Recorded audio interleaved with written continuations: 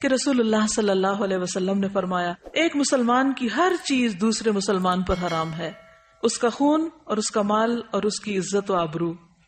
ایک اور جگہ پر آتا ہے کہ نبی صلی اللہ علیہ وسلم نے منا میں صحابہ سے مخاطب ہو کے فرمایا تم جانتے ہو یہ کون سا دن ہے؟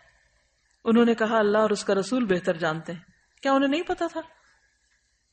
لیکن صحابہ احترام میں ایسا کہہ رہے ہیں۔ تو آپ نے فرمایا یقیناً یہ حرمت والا دن ہے۔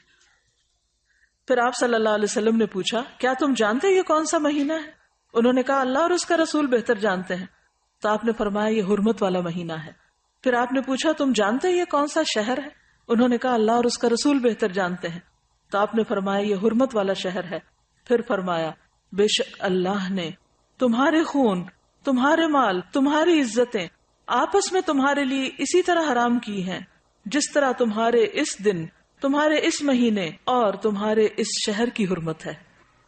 تم اس دن کو محترم سمجھتے ہو، اس مہینے کو محترم سمجھتے ہو، اس جگہ کو محترم سمجھتے ہو، لیکن یاد رکھو مومن کا احترام اس سے بڑھ کے ہے۔ ان احادیث کی روشنی میں اور آپ اپنے دلوں کا جائزہ لیں، کیا واقعی ہم احترام کے اس معیار پر پورے اترتے؟ سوچئے، غور کیجئے، اپنے والدین کے احترام کو دیکھیے، اپنے خاندان کے بزرگوں کو دیکھیے، اپنے سے بڑے افراد کو دیکھیے عمر میں، اپنے ساتھیوں کو، اپنے خدمتگاروں کو، ان کا کتنا احترام ہے؟ کیونکہ انسان تو وہ بھی ہیں، کچھ معلوم نہیں قیامت کے دن ان کا درجہ کہیں بلند ہو اور آپ وہ نیچے بیٹھے ہوں۔ کیا واقعی دین کی یہ روح ہمارے اندر ہے؟ ہم مسلمان کہلانے کے لائق ہیں؟ حق رکھتے ہیں؟ دلوں کا جائزہ لیجئے۔ آج اسلامی معاشرے سے کیا اٹھ چکا ہے جس کی وجہ سے ساری خرابیاں پیدا ہو رہی ہیں، ساری بے چینیاں اور بے اطمینانیاں، اس کی بنیادی وجہ یہی ہے۔ صرف آج سے اگر آپ یہ عہد کر لیں کہ کوئی بڑا ہو یا چھوٹا مجھے اس کے ساتھ عزت اور احترام سے بات کرنی ہے، تو آپ دیکھیے کہ پوری فضا ہی تبدیل ہو جائے گی۔ اور کیوں کرنا ہے؟ کیا کسی سے انعام کی خاطر؟ کسی سے کچھ حاصل کرنے کے لیے؟ نہیں۔ کیوں کریں گے ہم احترام کسی کا؟ اچھا یہ بتائیے مجھے، ہم احترام کرتے کیوں نہیں؟ احترام کیوں نہیں کرتے؟ اس کی کیا وجہ ہوتی؟ اس کے پیچھے کیا نفسیات ہوتی؟ تکبر، ایروگنس۔ ہم سمجھتے ہیں ہم اگر کسی کا احترام کریں گے، کسی کے ساتھ ہم عزت سے پیش آئیں گے تو ہم چھوٹے ہو جائیں گے، پھر دوسرے ہمارے سر پہ چڑھ جائیں گے۔ حالانکہ بہت سے اختلافات ہم احترام کی حد کے اندر رہتے ہوئے بھی حل کر سکتے ہیں۔ ضروری تو نہیں کہ کسی بھی کام کو بدتمیزی اور بد اخلاقی سے ہی کیا جائے۔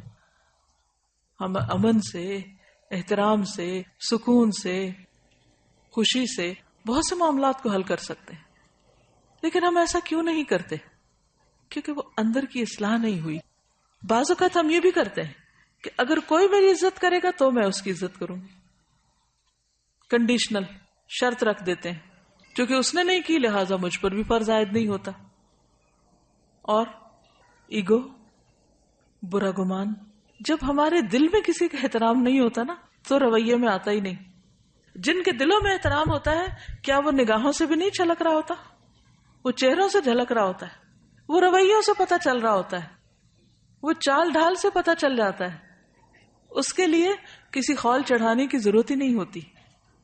تو اصل چیز کیا ہے کہ اس بات کو اللہ کا حکم سمجھ کر اپنے اندر لانے کی کوشش کریں۔ جب وہ اندر آ جائے گی تو باہر خود بخود آ جائے گی۔ یہی دین کا طریقہ ہے، اسی کا نام تزکیہ ہے۔ نبی صلی اللہ علیہ وسلم صرف کتاب کی تعلیم دے کر نہیں چلے گئے، بلکہ آپ نے لوگوں کا تزکیہ کیا۔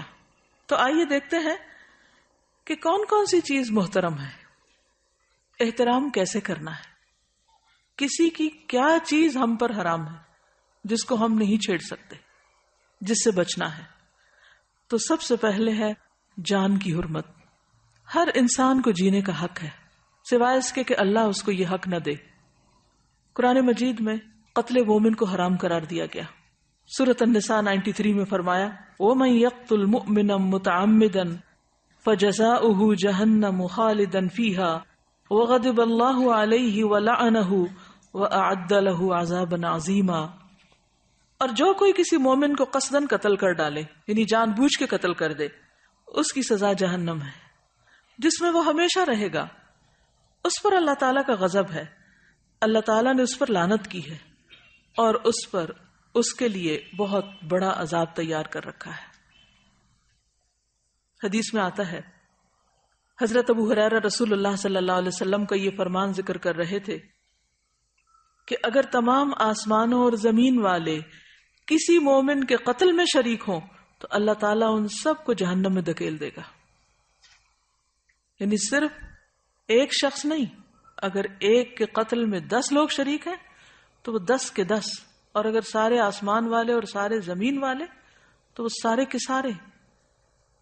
پتہ کیا چلتا ہے کہ ایک مومن کی جان اس قدر قیمتی ہے اللہ کے نزدیک کہ اس کے بدلے میں وہ سب کو سزا دے سکتا ہے اگر وہ اس کے جان لینے میں شریک ہو۔ آج آپ دیکھیے کہ ہمارے معاشرے میں کتنی چھوٹی چھوٹی باتوں پر قتل ہو جاتے ہیں، مثلا جائیداد، خاندانی دشمنیاں، چھوٹی سی بات سے غصے میں فلیئر اپ ہو جانا، اور شک کی بنیاد پر، کھیل میں ہار جیت پر قتل ہو رہا ہے، غیرت کے نام پر، بعضوں کا صرف شک کی بنیاد پر، گمان کی بنیاد پر، تعصبات کی بنیاد پر، مذہبی بنیادوں پر، حسد کی وجہ سے۔ کسی دن کا کوئی اخبار اٹھا لے، بغیر کسی امتیاز کے کوئی اخبار کسی بھی دن کا قتل کی خبر سے خالی نہ ہوگا۔ اور وہ بتا رہی ہے کہ میاں بیوی میں جھگڑا ہوا، بیوی نے 6 ماہ کی بچی کو چھت سے اٹھا کے پھینک دیا۔ ان گنت کہانیاں ہیں قتل کی، حالانکہ اللہ کے نزدیک اتنا بڑا جرم، اور پھر خصوصاً بے گناہ کا قتل۔ رسول اللہ صلی اللہ علیہ وسلم ایک خطبے میں فرما رہے تھے، امید ہے کہ ہر ایک گناہ اللہ تعالیٰ معاف فرما دے گا سوائے اس شخص کے جو کسی مومن کو جان بوجھ کر قتل کرے، جو کسی مومن کو جان بوجھ کر قتل کر دے، یا جو شخص کفر کی حالت میں مرے۔ اور قیامت کے دن سب سے زیادہ مفلس وہ شخص ہوگا کہ جو بہت سی نیکیاں لے کر آئے گا، لیکن اس کے ساتھ ساتھ اس نے کسی کو گالی دی ہوگی، کسی پہ تہمت لگائی ہوگی، کسی کا مال کھایا ہوگا، کسی کا خون بہایا ہوگا، کسی کو مارا ہوگا۔ سب لوگوں کو اس آدمی کی نیکیاں دے دی جائیں گی، اور اگر اس کی نیکیاں ان کے حقوق کی ادائیگی سے پہلے ختم ہو گئیں تو ان لوگوں کے گناہ بھی اس آدمی پہ ڈال دیے جائیں گے، پھر اس کو جہنم میں ڈال دیا جائے گا۔ وہ صرف اپنے گناہوں کی سزا نہیں بھگتے گا، بلکہ اس کے ساتھ ساتھ باقی سب کے گناہوں کی سزا بھی بھگتے گا جن پر اس نے دنیا میں ظلم کیا تھا۔ حدیث میں آتا ہے، نبی صلی اللہ علیہ وسلم نے فرمایا، اس ذات کی قسم جس کے قبضے میں میری جان ہے، مومن کا قتل کرنا اللہ کے نزدیک تمام دنیا کے تباہ ہونے سے زیادہ ہے۔ سوچئے اس بات کو، یعنی تمام دنیا کا زوال، تمام دنیا کا ختم ہو جانا۔ اللہ نے دنیا میں کیا کچھ بنایا ہوا، سمندر ہے، پہاڑ ہیں، دریا، درخت، طرح طرح کے پھل، بے شمار نعمتیں، آپ گن نہیں سکتے دنیا میں جو کچھ ہے، لیکن اللہ نے یہ سب کچھ کس کے لیے بنایا؟ انسان کے لیے بنایا۔ اور اگر انسان کو کوئی ختم کر دے تو باقی چیزوں کی کیا ویلیو ہے؟ کچھ بھی تو نہیں۔ لہذا پوری دنیا کا زوال ایک طرف اور مومن کا قتل ایک طرف، اتنا سنگین اور بڑا جرم۔ قتل کرنا تو جرم ہے ہی، مسلمان بھائی پر اسلحہ لہرانا بھی منع ہے۔ حدیث میں آتا ہے، رسول اللہ صلی اللہ علیہ وسلم نے فرمایا، جب مسلمان اپنے بھائی پر اسلحہ لہرائے یعنی مثلا تلوار ہے تو اٹھائے، یا چاقو دکھائے، یا کوئی بندوق کی نالی اس کی طرف پھیرے، تو فرشتے ہمیشہ اس پر لعنت کرتے رہتے ہیں یہاں تک کہ وہ اس کو نیام میں داخل کر لے، یعنی واپس ڈال لے۔ یعنی کسی کی طرف اسلحے کے ساتھ پوائنٹ آؤٹ کرنا جو ہے وہ بھی منع ہے۔ کہاں یہ کہ اٹھا کے کسی کو کچھ مار دے کوئی۔ اچھا، اس کو کیوں منع کیا گیا؟ اس پر کیوں لعنت کی گئی؟ یعنی اسلحے کو لہرا کے کسی کو ڈرانا یا اس کی طرف اس کا رخ کرنا، کچھ پتہ نہیں کہ کس وقت غلطی سے ہی گولی چل جائے، یا شیطان اس کو صرف کھیل کھیل میں دکھاتے ہوئے دوسرے پہ جا مارنے کی دعوت دے۔ خوف زدہ کرنا بھی منع ہے۔ میں جانتی ہوں ایک ایسی ماں کو جس کا تڑپ تڑپ کر برا حال تھا، اور اس کی وجہ صرف یہی تھی کہ دوست اکٹھے تھے، ان کے پاس اسلحہ تھا، اور وہ صرف جوک کر رہے تھے، اور اسی میں گولی چل گئی اور بچہ فوت ہو گیا۔ اور اس ماں کو کسی پل کسی پہلو قرار نہیں آ رہا تھا کہ یہ کیا ہو گیا. وہ جانے والا تو چلا گیا، لیکن لواحقین پیچھے جتنا تڑپتے ہیں اس تکلیف کا بھی آپ اندازہ کیجئے. اور اس میں انٹینشن نہیں تھی، قتل خطا تھا، لیکن کیا تھا؟ اس حدیث سے لا علمی کہ مذاق میں بھی یا کسی بھی طرح آپ لہراؤ بھی نہیں، نکال کے کسی کو ڈراؤ بھی نہیں. آج کل بچوں کے ٹوائز بھی بعض اوقات ایسے ہوتے ہیں، واٹر گنز جو ہیں ان میں پانی بھر کے ایک دوسرے کے اوپر پھینکتے رہتے ہیں اور وہ اسی کی پریکٹس ہوتی رہتی ہے. موویز ایسی دیکھتے ہیں، گیمز ایسی ہیں کہ جس میں باقاعدہ بیٹھ کے وہ سب کچھ اسکرین کے اوپر ہر وقت خون دیکھ رہے ہیں. تو آپ دیکھیے کہ جب اتنا کرائم دیکھا جاتا ہے تو پھر ذہن مسخ ہو کے رہ جاتے ہیں، اور پھر ان کرائمز کو کرتے وقت جھجک ہی نہیں ہوتی، حیا ہی نہیں ہوتا، کوئی خوف ہی نہیں ہوتا. بعض اوقات مائیں بچوں کی طرف جو بھی چیز ہاتھ میں ہوتی، چوری ہو، کینچی ہو، چمٹا ہو، کچھ ہو، کوئی سلائی ہو، اس سے بھی وار کرتی رہتی، اور بعض اوقات چھٹ بھی جاتا ہے، تو اس سے بھی بچنا چاہیے. ابن عباس سے روایت ہے کہ نبی صلی اللہ علیہ وسلم نے فرمایا، لوگوں میں سب سے زیادہ مبغوض اللہ کے ہاں 3 لوگ ہیں، سخت ناپسندیدہ.